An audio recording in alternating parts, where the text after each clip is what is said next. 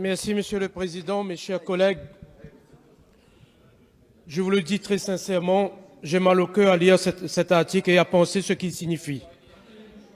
Je suis député de La Réunion, j'étais à Mayotte, j'ai vu, j'ai écouté et j'ai entendu.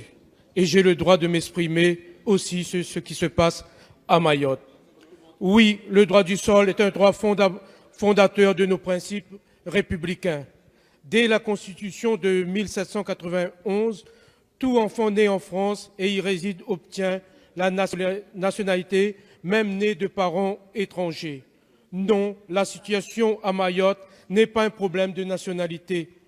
C'est un problème de développement et de co-développement régional et de services publics. J'invite mes collègues à ne pas céder un pouce sur nos principes.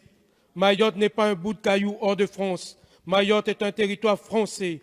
Et beaucoup de nos collègues l'ont assuré il y a quelques mois au moment de la crise qu'a connue ce territoire.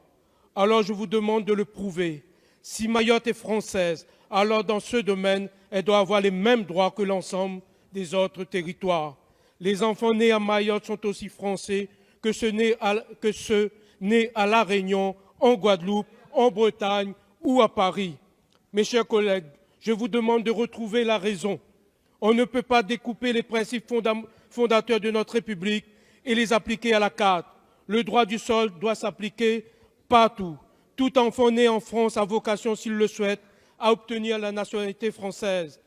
L'adaptation, oui, mais pas pour une politique de co-développement au service du droit humain.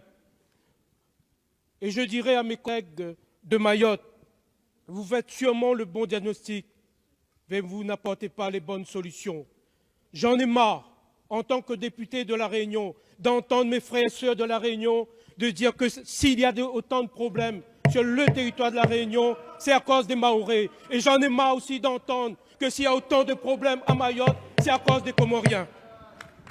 Merci, Monsieur Ratenon. Pour la